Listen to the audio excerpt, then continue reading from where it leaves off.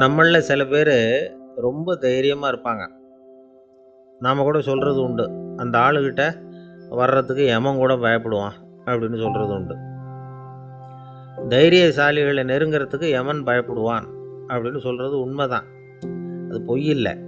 மன வலிமை இருக்கு பாருங்க, அது மனுஷனை காப்பாற்றும். இது மருத்துவ ரீதியான உண்மை. உடல் கோளாறுகள் மன ஆரோக்கியத்தை பாதிக்கும். மன எழுச்சி, மன போராட்டம் இதெல்லாம் உடல் இயக்கத்தில் மாறுதலை உண்டாக்குது. சில வகையான நோய்களுக்கும் மனசுக்கும் இருக்கிற சம்பந்தம் என்னங்கிறத பற்றியெல்லாம் இப்போ ஆராய்ச்சி பண்ணுறாங்க. ஆஸ்மா, மூட்டு வலி, பெருங்குடல் அழற்சி, உயர் இரத்த அழுத்தம், சோரியாசிஸுங்கிற தோல் வியாதி, வயிற்று புண்ணு, இந்த தைராய்டு நச்சுத்தன்மை, இது மாதிரி நோய்களை உண்டாக்குறதுல மனசோட பங்கு என்னங்கிறத பற்றியெல்லாம் ஆய்வு பண்ணி பார்த்துருக்குறாங்க. எதுக்கு எடுத்தாலும் சோர்ந்து போகிறது, தோண்டு போகிறது, இப்படிப்பட்ட மனவாகு, அதோட யாரும் நமக்கு உதவ முடியாது அப்படிங்கிற மனோபாவம், கைவிடப்பட்ட மனநிலைமை, இதெல்லாம் நோயோட தீவிரத்தை ரொம்ப அதிகரிக்க செய்யுதான். இவங்கெல்லாம் அந்த கைகால் வலிக்குது, உடம்பு அசதியாக இருக்குது, தூக்கம் வரல, முதுகு வலிக்குது, உடம்புல உணர்ச்சி குறையுது, கை கால் விரல்லாம் மரத்து போகுது, இப்படி ஏதாவது சொல்லிக்கிட்டு டாக்டர்களை தேடி வந்துக்கிட்டு இருப்பாங்க. நெஞ்சு வலி யாருக்கு வருது தெரியுமா? பதற்றம், போட்டி மனப்பான்மை, அளவுக்கு அதிகமான வேகம், துடிப்பு, பேராசை, இதுலேயும் கட்டுப்பாடு, நேரம் தவறாமை, அப்புறம் இதெல்லாம் உள்ள மனவாக உள்ளவங்க இருக்கிறாங்கல்ல, அவங்க பெரும்பாலும் நெஞ்சு வலிக்கு ஆளாயிடுறாங்களாம். ஃப்ரீட்மேன் அப்படிங்கிறவர் நிறைய ஆராய்ச்சியெல்லாம் பண்ணி பார்த்துட்டு இதை உறுதிப்படுத்தியிருக்கிறார். அவர் பண்ணின ஆராய்ச்சியில் என்னெல்லாம் தெரிய வந்தது தெரியுமா? பொறுப்பு அதிகம் உள்ளவங்களுக்கு கண்டிப்பாக இரத்த அழுத்தம் வரும், அதிகமாக இருக்குமா. அதே மாதிரி கண்டிப்பாக இருக்கிறாங்கல்ல, அவங்களுக்கும் இரத்த அழுத்தம் அதிகரிக்குமா.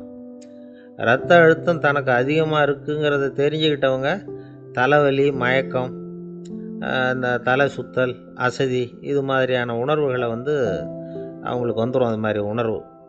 ஆனால் உண்மை என்ன தெரியுமா? இதெல்லாம் இரத்த அழுத்தத்தினால இல்லை.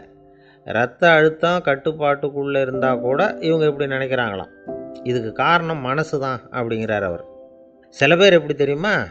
ஒருத்தர் மாரடைப்பால் இறந்து போனார் அப்படின்னு கேள்விப்பட்டால் போதும், இறந்து போகிறதுக்கு காரணம் இதயம்தான் அப்படிங்கிற பீதியால், இதய தளர்ச்சி அப்படிங்கிற மனநோயால் பாதிக்கப்படுறார். இவங்கெல்லாம் அடிக்கடி தங்களுடைய இதய பகுதியை தொட்டு பார்த்துக்குவாங்க, நாடியை பிடிச்சி பார்த்துக்குவாங்க, அடிக்கடி மூச்சை உள்ளுக்கு இழுத்து வெளியில் விட்டு வலி வருதா அப்படின்னு பார்த்துக்கிட்டு இருப்பாங்க. வேறு எங்கேயாவது வலிச்சா கூட நெஞ்சை வலிக்குதா அப்படின்னு பார்ப்பாங்க. நெஞ்சு வலிக்குதுன்னு கூட சில பேர் சொல்ல ஆரம்பிச்சிருவாங்க. ஆஸ்மாவுக்கும் மனசுக்கும் சம்பந்தம் உண்டு. தீர்வு காண முடியாத மன போராட்டங்கள் எல்லாத்துக்கும் அடுத்தவங்களையே சார்ந்து இருக்கிற மனநிலை, இதெல்லாம் ஆஸ்மாவினுடைய தீவிரத்தை அதிகப்படுத்திடும். பயம், இது எப்படின்னா என்ன நடக்குமோங்கிற பதற்ற நிலை, அப்புறம் இந்த பயம், இதெல்லாம் சுவாசித்தலை அதிகரிக்க செய்யுது இல்லையா. இதனால் இரத்தத்தின் காரத்தன்மை அதிகமாகி நோயின் தீவிரமும் அதிகமாகுது. மன போராட்டம், மனக்கவலை, மன இறுக்கம், இதெல்லாம் தோல் வியாதியை தூண்டி விடுதான். இது மாதிரி இன்னும் எவ்வளவோ இருக்குது. அதனால் இன்றைக்கி நமக்கு தேவை என்னென்னா மன வலிமை, மலர்ந்த முகம், இது ரெண்டு இருந்துட்டுதுன்னா பலவிதமான நோய்கள் நம்மக்கிட்ட நெருங்கி வராது. டாக்டர், என்ன நெருங்காமல் இருக்கிறதுக்கு நான் ஒரு காரியம் பண்ணுறேன் அப்படின்னார் ஒருத்தர். அவர் என்ன அர்த்தத்தில் சொன்னார்னா, டாக்டர் அவரை நெருங்காமல் இருக்கிறதுக்கு அவர் ஒரு காரியம் பண்ணுறாராம். நண்பர்கிட்ட சொன்னார். நண்பர் கேட்டார், அது என்ன காரியம் பண்ணுற அப்படின்னு கேட்டார். தினம் ஒரு ஆப்பிள் பழம் சாப்பிட்றேன்னார் அவர். ஏன்னா ஆங்கிலத்தில் ஒரு பழமொழி சொல்லுவாங்கள்ல, an apple a day keeps doctor away அப்படிம்பாங்க. ஒரு ஆப்பிள் பழம் சாப்பிட்டா டாக்டர் விலகியே இருப்பார், டாக்டர்கிட்ட போக வேண்டிய அவசியம் இருக்காது அப்படிங்கிறதுக்காக அந்த பழமொழி சொல்கிறது. என்ன, நான் யாருமே நெருங்காமல் இருக்கிறதுக்கு நான் ஒரு காரியம் பண்ணுறேன்னார் இன்னொருத்தர். டாக்டர் நெருங்காமல் இருக்கிறதுக்கு ஆப்பிள் பழம் சாப்பிட்றேன்னார் அவர். என்னை யாருமே நெருங்காமல் இருக்கிறதுக்கு நான் ஒரு காரியம் பண்ணுறேன்னார் இன்னொருத்தர். அது என்னன்னு கேட்டோம். தினம் ஒரு பூண்டு சாப்பிட்றேன்னார். ஏ கார்லிக் எ டே கீப்ஸ் எவ்ரிபடி அவே அப்படின்னு அதுக்கு ஒரு புது விளக்கமும் கொடுத்தார். காசி மாநகரத்தை பிரம்மதத்தன் அப்படிங்கிற ராஜா ஆட்சி பண்ணிட்டு வந்தார். அவர் ஒவ்வொரு வருஷமும் ஒரு திருவிழா நடத்துறது வழக்கம். எல்லா தேசத்திலிருந்தும் எல்லா வகையான ஜனங்களும் அதில் வந்து கலந்துக்குவாங்க. ஒரு சமயம் அது மாதிரி விழா நடந்துக்கிட்டு இருந்தது. வைகுண்டத்திலேருந்து தேவலோகத்திலேருந்து நிறைய தேவகுமாரர்கள்லாம் காசி நகருக்கு அப்போது வந்திருந்தாங்க. அதில் முக்கியமாக ஒரு 4 தேவகுமாரர்கள், அந்த 4 பேரையும் சுற்றி ஏகப்பட்ட கூட்டம். அப்படி என்ன விசேஷம் அவங்கக்கிட்ட அப்படின்னா, மற்றவங்களை விட அவங்க முகம் அழகாக இருந்ததா அப்படி பார்த்தா அப்படியும் இல்லை. அவங்க அணிஞ்சிருந்த மலர் மாலைகள் தான் அதுக்கு காரணமாக. அந்த மலர்கள்லேருந்து அப்படி ஒரு அபூர்வமான நறுமணம். இதுக்கு முன்னாடி இப்படி ஒரு நறுமணத்தை அந்த ஊர் ஜனங்க அனுபவிச்சதே இல்லை. அதுதான் அந்த 4 பேரையும் சுற்றி கூட்டம். எல்லாரும் கேள்வி கேட்க ஆரம்பித்தாங்க. உடனே அந்த 4 தேவகுமாரர்களும் எல்லாருக்கும் தெரியும்படியாக வானத்தில் எழும்பி கொஞ்சம் உயரமாக நின்றுக்கிட்டாங்க. கீழே நின்றுக்கிட்டு இருந்த அரசன்லேருந்து ஆண்டி வரைக்கும் ஒருத்தர் பாக்கி இல்லாமல் ஒரே குரலில் எல்லாரும் அவங்கள பார்த்து, எங்களுக்கும் இது மாதிரி மாலையை போட்டுக்கணும்னு ஆசையாக இருக்குது, அதுக்கு நீங்கள் தான் அருள் பண்ணணும் அப்படின்னு கேட்டுக்கிட்டாங்க. மாலை போட்டுக்கிறதுனா எல்லாருக்கும் ஆசையாக தானே இருக்கும். அந்த 4 தேவகுமாரர்களில் ஒருத்தர் புத்தர் பிரான்.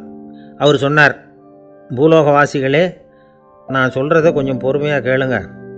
கக்காரு அப்படிங்கிற கற்பக விருஷத்தின் மலர்களால் தொடுக்கப்பட்டது இந்த மாலை. இதுக்கு நிறைய சக்தி உண்டு. எந்த காலமும் இது வாடாது, வாசனையும் குறையாது. ஆனால் இதை அணிந்து கொள்கிறதுக்கு சில தகுதிகள் தேவை அப்படின்னார். என்ன தகுதி அது சொல்லுங்களேன் அப்படின்னு ஏக காலத்தில் எல்லாரும் சத்தம் போட்டாங்க.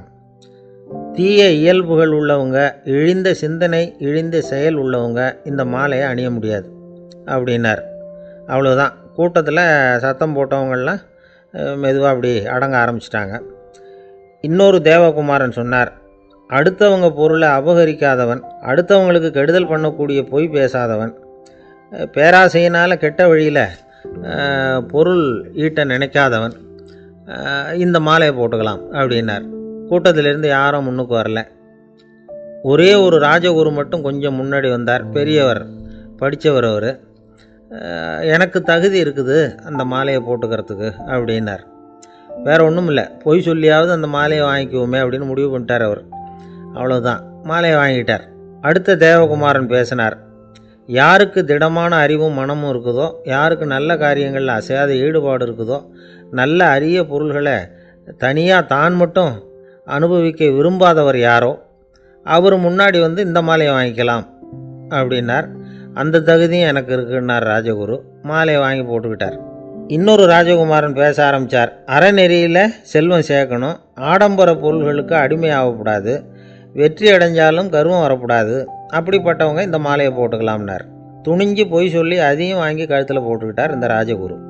இன்னொரு ராஜகுமாரன் சொன்னார், சான்றோர்களை நிந்திக்காதவங்க, புறம் பேசாதவங்க இந்த மாலையை போட்டுக்கலாம்னார். அதையும் வாங்கி போட்டுக்கிட்டார்.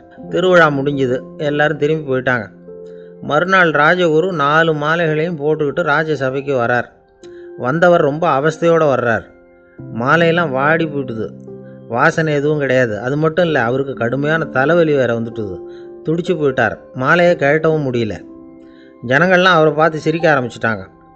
என்னத்துக்கு ஆசைப்படணும், ஏன் இப்படி கஷ்டப்படணும் அப்படின்னு. ராஜா பார்த்தார். மறுபடியும் விழாவுக்கு ஏற்பாடு பண்ணினார். தேவகுமாரர்கள்லாம் வந்தாங்க. ராஜகுரு வந்தார். மக்கள் முன்னிலையில் அவங்க காலில் விழுந்தார், மன்னிப்பு கேட்டுக்கிட்டார். இந்த மாலையை போட்டுக்கிற தகுதி எனக்கு இல்லை. தகுதி இல்லாத ஒருத்தன் தகாத தகுதியை பொய் மூலம் பெறணும்னு ஆசைப்படுறாங்களே, அவங்களுக்கெல்லாம் என்னுடைய தண்டனை ஒரு எச்சரிக்கையாக இருக்கட்டும்னார். அதுக்கப்புறம் தேவகுமாரர்கள் அவர் கழுத்தில் இருக்கிற மாலையை கழட்டினாங்களாம். அந்த மாலைகளும் பழையபடி மனம் கொடுக்க ஆரம்பிச்சுட்டு தான். இதுலேருந்து நாம் தெரிஞ்சுக்க வேண்டியது என்னென்னா, நமக்கு தகுதி இல்லாத ஒரு கௌரவம் நம்மக்கிட்ட தானாக வந்தால் கூட அதை தவிர்த்து விடுறது தான் நல்லது. அதுதான் புத்திசாலித்தனம். ஒருத்தர் வந்தார். சார், எங்கள் இலக்கிய மன்ற விழாவுக்கு நீங்கள் தலைமை தாங்கணும்னார்.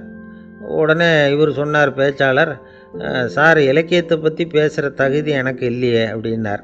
உடனே அவர் கூப்பிட வந்தவர் சொன்னார், அந்த தகுதி உங்களுக்கு இல்லைங்கிறது எங்களுக்கும் தெரியும் சார், அதனால தான் உங்களை தலைமை தாங்க கூப்பிட்றேன் அப்படின்னார். அது சரி, தலைமைன்னா அதுக்கு இவர் என்ன தான் அர்த்தம் பண்ணுறாருன்னு தெரியல. ஒரே ஒரு ஊரில் ஒரு ராஜா இருந்தார். அவர் பேரில் மக்களுக்கு ரொம்ப மரியாதை. அவ்வளவு நல்லா ஆட்சி புரிஞ்சுக்கிட்டு வந்தார். அவருக்கு வயசாகிட்டுது. அதனால் ஒரு நாள் அமைச்சரை கூப்பிட்டார். இதை பாருங்கள், எனக்கு வயசாகிட்டுது, அதனால் இந்த அரச பொறுப்பையெல்லாம் நீங்கள் ஏற்றுக்குங்க அப்படின்னார். அதுக்கப்புறம் ராணியை கூப்பிட்டார். வா, நாம் இனிமேல் இங்கே இருக்க வேணாம், காட்டுக்கு போய் தவம் பண்ணலாம் அப்படின்னு கூப்பிட்டார். இந்த செய்தி மக்களுக்கு அறிவிக்கப்பட்டது. மக்கள் உடனே கூட்டம் கூட்டமாக அரண்மனைக்கு வர ஆரம்பிச்சிட்டாங்க. மன்னரை போய் பார்க்குறாங்க. அரசே, தாங்கள் எங்களுக்கு தந்தை மாதிரி. நீங்கள் காட்டுக்கு போயிட்டால் நாங்கள்லாம் இங்கே எப்படி இருக்க முடியும்? எங்களுக்கெல்லாம் எந்த துன்பமும் இல்லாமல் பார்த்துக்கிட்டு வர்றீங்க. இது மாதிரியான ஒரு அரசாட்சி இல்லைன்னா மக்கள் வாழ்ந்து என்ன பயன் அப்படின்னாங்க. இருந்தாலும் என்ன பண்ணுறது, வயசாயிட்ட காரணத்தினால இந்த முடிவுக்கு வர வேண்டியிருக்குது அப்படின்னாரா ராஜா. அப்படின்னா நீங்கள் காட்டுக்கு போக வேணாம், நாங்கள் போகிறோம். நாங்கள் அங்கே போய் தவம் பண்ணுறோம், வழிபாடு பண்ணுறோம். கடவுள் வருவார், அவர்கிட்ட வரம் வாங்கிட்டு வந்துடுறோம் அப்படின்னாங்களாம். அப்படி சொல்லிவிட்டு உடனே எல்லோரும் காட்டுக்கு போனாங்க. நாட்டு மக்கள் எல்லாரும் ஒட்டு மொத்தமாக காட்டில் உட்காந்துக்கிட்டு தவம் பண்ணுறதை பார்த்தார் கடவுள். உடனே புறப்பட்டு வந்தார். எல்லோரும் இப்படி உட்காந்துருக்குறீங்களே, என்ன வேணும் உங்களுக்கு அப்படின்னு கேட்டார். உடனே மக்கள் எல்லாரும் ஒரு குரலில் சொன்னாங்க, சுவாமி, எங்கள் மன்னன் ரொம்ப நாளைக்கு நல்லபடியாக இருக்கணும். அவர் மகிழ்ச்சியாகவும் உடல் நலத்தோடும் இருந்தால் தான் நாங்கள் அமைதியாக வாழ முடியும் அப்படின்னாங்க. சரி, அதுக்கு என்ன செய்யணும் அப்படின்னார் ஆண்டவன். எங்கள் மன்னருக்கு இன்னும் ஒரு 100 வருஷம் ஆயுளை கொடுங்க அப்படின்னாங்க. அவ்வளவு தானே, சரி அப்படியே ஆகட்டும் அப்படின்னு சொல்லிவிட்டு ஆண்டவன் போயிட்டார். மக்கள் மகிழ்ச்சியோடு திரும்பி வந்தாங்க. மன்னா, கடவுள் வரம் கொடுத்துட்டார், நீங்கள் 100 வருஷம் வாழ போகிறீங்க அப்படின்னாங்க. இதை கேட்டதும் ராணி ராஜாவை வணங்கி நான் தவம் செய்ய போகிறேன் அப்படின்னு புறப்பட்டாங்க. உடனே மக்கள் என்ன நினச்சாங்க தெரியுமா? ஐயோ, நாம் ராஜாவுக்கு மட்டும்தானே நீண்ட ஆயுள் வேணும்னு வரம் வாங்கினோம், ராணிக்கு வாங்கலையே, அதுதான் கோபத்தில் புறப்பட்டாங்க போல இருக்குது அப்படின்னு நினச்சி வருத்தப்பட்டாங்க. ஆனால் ராணி நினச்சது அது இல்லை. ராணி போய் தவம் பண்ணாங்க, கடவுள் காட்சி கொடுத்தார். இவங்க கேட்குறாங்க, சுவாமி, ராஜாவுக்கு மட்டும் 100 வருஷம் ஆயுள்னு வரம் கொடுத்துட்டீங்க, அப்படின்னா குடிமக்களும் 100 வருஷம் இருக்கணும். இப்படிப்பட்ட குடிமக்கள் இல்லைன்னா அப்படிப்பட்ட அரசன் இருந்து என்ன பிரயோஜனம் அப்படின்னாங்களாம். ஆண்டவன் பார்த்தார், சரி அவங்களும் 100 வருஷம் வாழ்வாங்க, அது மட்டும் இல்லை, நீயும் 100 ஆண்டு காலம் வாழ வரமளிக்கிறேன் அப்படின்னு சொல்லிவிட்டு மறைஞ்சிட்டார். இதில் ஆண்டவன் வர்றதும் மறையிறதும் முக்கியம் இல்லை. இதில் கவனிக்க வேண்டியது ஆள்கிறவனின் விசால மனம், குடிமக்களின் விசால மனம், ஆள்கிறவன் மனைவியினுடைய விசால மனம். இப்படி ஒரு நாடு இருந்துட்டுதுன்னா எப்படி இருக்கும் வாழ்க்கை நினச்சி பாருங்கள். அதனால தான் பெரியவங்கள்லாம் சொல்கிறாங்க, இதய வாசல் திறந்தே இருக்கணும், இதயத்தின் கதவுகளை மூடாதீங்க அப்படின்னு சொல்லுவாங்க. என்கிட்ட ஒருத்தர் சொன்னார், என்னுடைய இதய வாசல் எப்பவும் திறந்தே தான் இருக்குதுன்னார். எதனால் அப்படி சொல்கிறீங்க அப்படின்னு கேட்டோம். டாக்டரே சொல்லிவிட்டார், என்னுடைய இதயத்தில் ஒரு ஓட்டை இருக்குது அப்படின்னு, வால்வு சரியில்லையா அப்படிங்கிறார். அளவுக்கு மிஞ்சினால் அமிர்தமும் நஞ்சு அப்படின்னு சொல்லுவாங்க. அது உண்மைதான். ஒருத்தருக்கு அளவுக்கு மீறிய புகழ் வந்துட்டுதுன்னு வச்சுங்க, அது கூட ஆபத்தாக போயிடுறது உண்டு. பழங்காலத்துல எல்லாம் கிரேக்க தேசத்தில் ஒரு பழக்கம் உண்டாம். அதாவது யாராவது ஒருத்தரை நாடு கடத்தணும்னா அதுக்கு ஒரு வழி உண்டு. அதாவது ஒருத்தரை நாடு கடத்தணும்னு மக்கள் விரும்புகிறாங்கன்னு வச்சுங்களேன், அவர் பேரை ஒரு மண்பாண்ட ஓட்டுச்சில்லில் எழுதி அதை ஒரு குறிப்பிட்ட பொது இடத்துல போட்டுற வேண்டியது, அவ்வளவுதான். இது மாதிரி பல பேர் போட்டுக்கிட்டே இருப்பாங்க, எல்லாம் அப்படியே குவிஞ்சு போயிடும். அந்த ஓட்டாஞ்சில்லு குவியலில் யாருடைய பேர் அதிகமாக இருக்குதோ அந்த நபரை ஒரு 10 ஆண்டுகள் நாடு கடத்தி விடுவாங்க. இது அந்த ஊர் வழக்கமாக. ஒரு நாள் அந்த குவியலுக்கு பக்கத்தில் ஒரு ஆள் நின்றுக்கிட்டு இருக்கிறான். அவன் கையில் ஒரு ஓட்டாஞ்சில்லு வச்சுருக்கிறான். அதில் யாரோட பேரையோ எழுதணும், எழுதி அந்த இடத்துல போடணுங்கிறது அவன் ஆசை. ஆனால் அவன் படிக்காதவன், அதனால் எழுத தெரியல. யாராவது அந்த வழியாக வர்றாங்களான்னு பார்த்துக்கிட்டே நின்றுக்கிட்டு இருந்தான். ஒரு பெரியவர் வந்துக்கிட்டு இருந்தார். அவர்கிட்ட ஓடினான். கையில் இருந்த மண்பாண்ட சில்லை கொடுத்தான். ஐயா, இதில் ஒரு பேர் எழுதி கொடுங்களேன்னா. அந்த பெரியவர் அதை வாங்கி கையில் வச்சுக்கிட்டு, என்ன பேர் எழுதணும் சொல்லு அப்படின்னா. இவன் சொன்னான், அரிஸ்டைடிஸ் அப்படின்னு எழுதுங்க அப்படின்னா. இதை கேட்டதும் அந்த பெரியவருக்கு அதிர்ச்சி. ஏன்னா அவர் தான் அரிஸ்டைடிஸ், தத்துவ மேதை அரிஸ்டைடிஸ் அவர். இருந்தாலும் நான் தான் அதுங்கிறத காட்டிக்காமல் அந்த ஆளுகிட்ட கேட்டார், அது சரிப்பா, அரிஸ்டைடிஸுங்கிற பேரை எழுத சொல்கிற, அவர் உனக்கு என்ன கெடுதல் பண்ணார், அவர் பேரை இதில் எழுத சொல்கிறியே அப்படின்னு கேட்டிருக்கார். அதுக்கு இவன் சொன்னானா, அவர் எனக்கு எந்த கெடுதலும் பண்ணலை, அவரை நான் பார்த்தது கூட இல்லை அப்படின்ட்டுருக்கான். அப்புறம் எதுக்காக அவரை நாடு கடத்தணும்னு நீ ஆசைப்படுற அப்படின்னு கேட்டிருக்கார். இப்போ அந்த ஆள் சொல்கிறான், அரிஸ்டைடஸை பற்றி எல்லாரும் பேசுகிறாங்க, அவர் ரொம்ப நல்லவர், அவர் ஒரு பெரிய அறிவாளிங்கிறாங்க, அவர் ஒரு பெரிய வள்ளல், பேரறிஞர், இப்படி எல்லாரும் சொல்கிறத கேட்டு கேட்டு எனக்கு ரொம்ப அலுத்து போயிட்டுது, அதனால தான் வெறுப்பாயிட்டேன் அப்படின்னு நானும். இதிலேருந்து என்ன தெரியுது? நாம் நல்லவனாக இருக்கிறதுல ஒன்றும் இடைஞ்சல் இல்லை. ஆனால் நம்மளை நல்லவன் நல்லவன் எல்லாரும் சொல்ல ஆரம்பிச்சிட்டாங்கன்னு வச்சுக்கோங்க, அப்போ இடைஞ்சல் ஆரம்பம்னு அர்த்தம். எதுவுமே அளவுக்கு மிஞ்சி போகாமல் பார்த்துக்க வேண்டியது ரொம்ப அவசியம். அளவுக்கு அதிகமாக ஆசைப்படாதவங்களில் ஆப்ரஹாம் லிங்கனும் ஒருத்தரான். அவர் ஒரு தடவை தன்னுடைய நண்பர்கள்கிட்ட பேசிக்கிட்டு இருந்தாராம். ஒருத்தர் கேட்டிருக்கார், ஒரு மனுஷனுக்கு கால்கள் எவ்வளோ உயரம் இருக்கணும் அப்படின்னு கேட்டாராம். இதுக்கு ஆப்ரஹாம் லிங்கன் சொன்னாராம், அது என்ன, இடுப்புலேருந்து தரையை தொடுற அளவுக்கு உயரம் இருந்தால் போதும் அப்படின்னாராம்.